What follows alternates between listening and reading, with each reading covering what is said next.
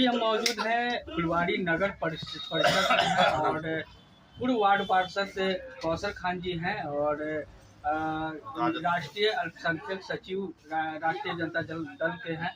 क्या कहेंगे, 26 जनवरी मन रहा है, पूरे देश में मनाया जा रहा है, लोगों को क्या संदेश देंगे? देखिए, पहले तो 26 जनवरी का जो मैंने पूरे देशवासियों का मैं शुक्रिया अदा करता हूं और मैं बधाई देता हूं कि देश को पूरी जगह में मनाया जाए, ये पर्व के रूप में है।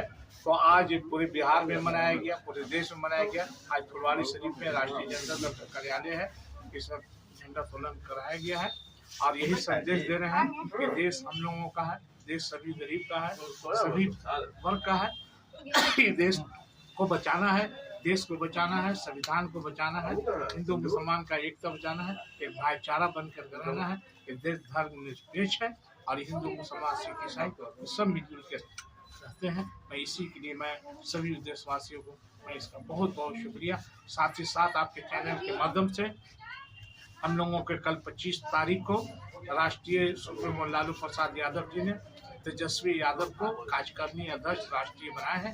इसके लिए मैं उनको धन्यवाद देता हूं और मैं बहुत बहुत बधाई तेजस्वी यादव को और साथ ही साथ सुप्रीमो लालू प्रसाद यादव को कि आपने तेजस्वी पर विश्वास किया है।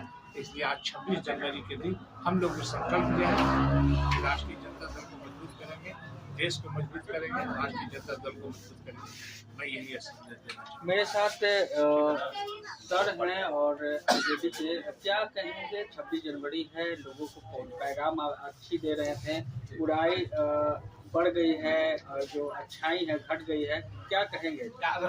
बुराई बढ़ गई है, उस पर तो आपको पूछना चाहिए था सरकार के लोगों से कि माननीय मुख्यमंत्री जी निकले हैं समृद्धि यात्रा पर, किस बात की समृद्धि?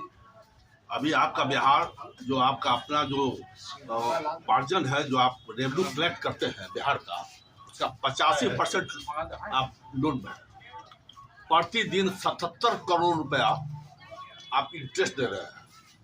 बिहार सरकार प्रतिदिन 77 करोड़ रुपया दे रहा है। आप समृद्धि यात्रा पर निकले हैं, किस बात की समृद्धि? कोई दिन आप अखबार उठा के देख लीजिए, कोई दिन ऐसा नहीं है जिस दिन मासूम बच्चों का रेप नहीं हो रहा है। हर दिन शराबबंदी है, हर दिन शराब पकड़ा जा रहा है, पुलिस वाले शराब बेच रहे हैं। किस बात की समृद्धि? ड्रॉप आउट, स्कूल से ड्रॉप आउट की संख्या 55 लाख हो गई। स्कूलों में पढ़ाई के नाम पर फ्रॉडिंग हो रहा है। प्रिंसिपल सेक्रेटरी एजुकेशन का ही बयान कल या परसों अखबार में था कि टीचर आते हैं, थम लगाकर हाजिर बनाते हैं और फिर वहां से निकल जाते हैं। आप फिर शाम में आते हैं, थम लगा देते हैं, नहीं तो उसमें भी कुछ मोबाइल से रख करके सब जाली कर रहा है।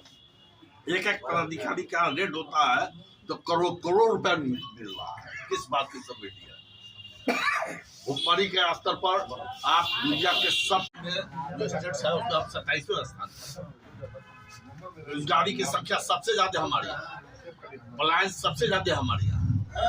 माननीय मुख्यमंत्री समृद्धि यात्रा पर आप लोगों को तो सवाल पूछना चाहिए मुख्यमंत्री से कि किस बात की समृद्धि? पुल बनाते हैं, उद्घाटन में पहले ही खा जा रहा है, बिल्डिंग बनाते हैं, उद्घाटन में पहले ही चूने लगता है। पूछना चाहिए ना आप लोगों को किस बात की समृद्धि है, किस समृद्धि यात्रा पर निकले हैं। सवाल तो आपको स्थिति यह हो गई है कि आपको सवाल करते हैं विपक्ष, सत्ता पक्ष से सवाल नहीं करते हैं। सत्ता पक्ष से सवाल होना चाहिए था कि भाई आप जो समृद्धि पर निकले हैं, किस बात की समृद्धि, किसको समृद्ध बनाया? जीविका दीदी को आप 10,000 5,000 दे के लालच देते हैं। जीविका दीदी को आप अपना कर्मचारी घोषित कर दीजिए, तब समझेंगे। आपने अभी 10,000 रुपया दिया है, रेट जो आप कहा था कि 2 लाख रुपया देंगे तो 1,90,000 लाख रुपया आप कब दे रहे हैं। और 2 लाख से कौन 2 कैब होगा? पहले तो 2 लाइसेंस के लिए अप्लाई करेगा तो 1-2 लाख रुपया तो वही घूस ले लेगा। कोई दिन नहीं है जिस दिन घूसखोरी में 2-3 लोग नहीं गिरफ्तार हो रहे हैं। तो किस बात का सुशासन है, किस बात का? रोज दिन हत्या हो रही है, सरेआम गोली चल रहा है, 200 राउंड एक दिन में गोली डेली चल रहा है। किस समृद्धि पर है, किस सुशासन? बहुत शुक्रिया। पानी नहीं दिया, पेंशन लिया, आज वो भीड़ है। ये समाज के लोगों को सोचना चाहिए। पहले जिस माहौल में हम लोग लगता था कि कितना बड़ा त्योहार है, ईद बकरीद से ज्यादा हम लोग इसे जश्न की तैयारी करते थे। झंडा बन रहा है, पहले तो पन्नी के काट के झंडा बनता था, झंडा बन रहा है तो जूता साफ हो रहा है, पीला जूता पहनना है, तो क्या एक माहौल था। अब तो राष्ट्रीय गान बजता रहता है, समय भी बदल गया। राष्ट्रीय गान का डिसिप्लिन यह है कि जब राष्ट्रीय गान बज जा रहा तो जो जहां वहां खड़ा हो। 11 बजे झंडा फहराने का रोड किनारे नहीं था, पहले लोग नहीं फहरा था, इसलिए कि ट्रैफिक चल रही है, कौन खड़ा होगा, कौन जाता है।